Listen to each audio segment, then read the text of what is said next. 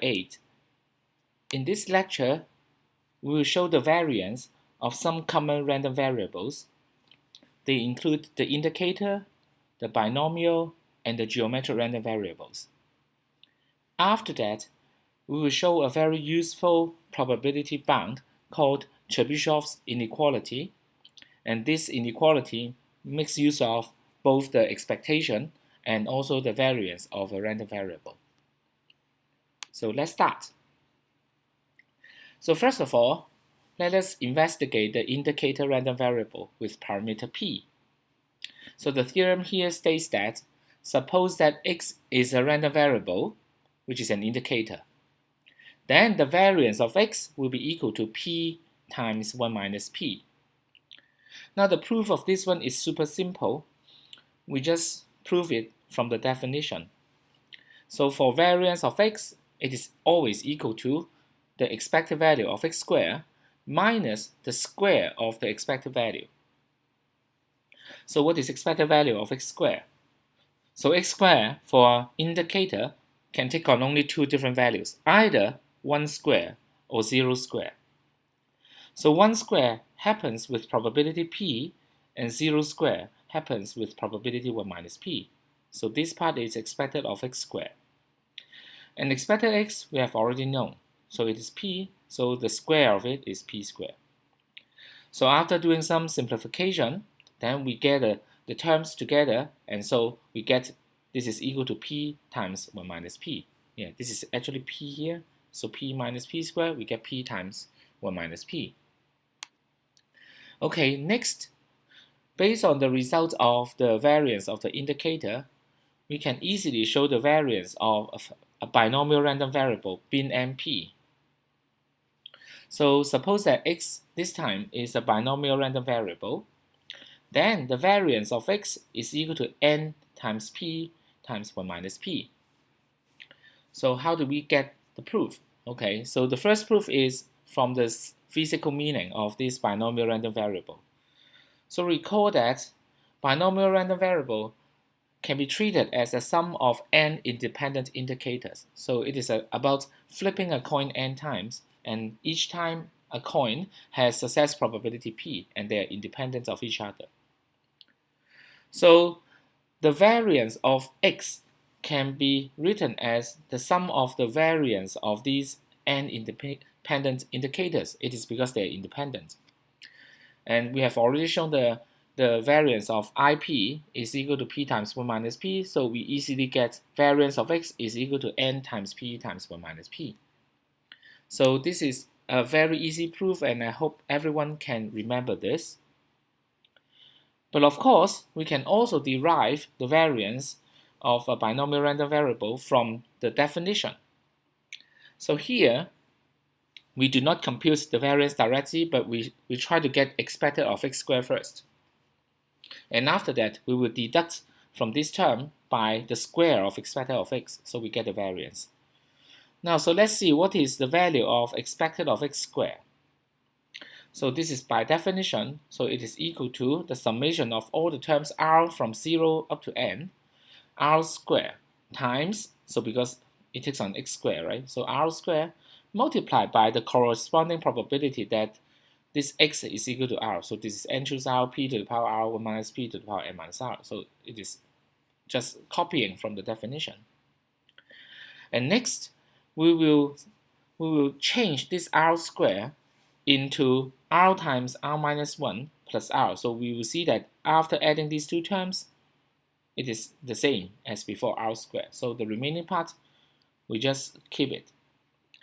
Now the purpose of separating r squared into these two terms is that because we hope to have some cancellation of r times r minus 1 here with n choose r.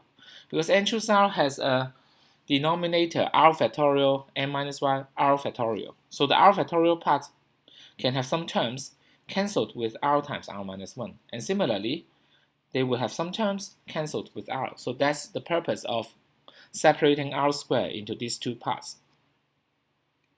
Now for the orange part, let us visualize it a little bit. Because there is r and r minus 1, so we will be able to cancel two terms from this r factorial, so that in the end, somehow we will get r minus 2 factorial instead. But after cancellation, the terms are not balanced, so that it will not be a binomial random variable, a binomial coefficient. So in such a case, then we do some a tricky transformation that's actually not very difficult. We will take out also two terms from the top, so that we take out n and n minus 1. So that after cancellation of r minus 1 with the r factorial part here, we will get this binomial coefficient. And then, to also make this term looks better for later manipulation, we have p to the power r here, but instead we will make p to the power r minus 2 instead, so that this term and this term are now the same, so that we have a p squared term here. Notice that by doing this operation, we have to be careful because we have cancelled r and r minus 1 with the r factorial part, so these two numbers cannot be 0. So in that case, we actually compute this term starting from r is equal to 2. It is okay to do so. It is because when r is 0, then this is 0. When r is 1, this is also 0. So in effect, the orange term can be counted starting from r is equal to 0. So that's why we have something like this. Now this part takes care of the orange term. And similarly, we do the same process for the blue term here. So for this blue term, r will be cancelled with r in the r factorial. So in the end, we will have something like r minus 1 factorial left. But to keep the resulting term here as a binomial coefficient, we take away n. So we get n taking it away, so that we get a binomial coefficient n minus 1 choose r minus 1. And also, we do the same process. So originally, it was p to the power r, but then here, we change it to p to the power r minus 1, so that it matches with the r minus 1 here.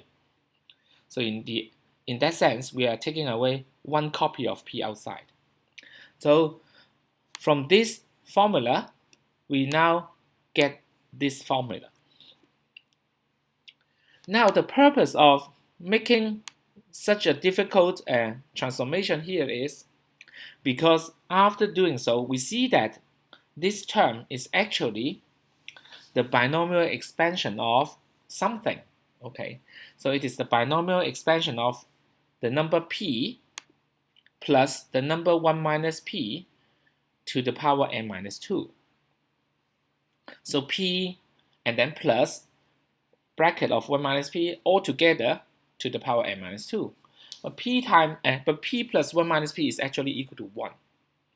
So what does that mean? So it means that this summation term, although it looks very horrible, it is actually equal to 1 to the power n minus 2, so which is 1. And similarly, this term is actually equal to 1 to the power n minus 1, so it is again 1. So after this, we can now simplify this equation, this part, into just the orange term n times n minus 1 times p squared plus np. Now to get the variance, we take away the square of expected of x from it and recall that expected of x is equal to n times p for a binomial random variable. So in that case, we take away np squared. So if you look at this, np squared, you have n squared times p squared here. So in that case, this red term will be cancelled with n squared p squared. So what is left will be n times minus 1 times p squared, which is minus np squared, and then plus np. So after simplification, we will get np times 1 minus p. So this is the end of the first part. Let's take a break.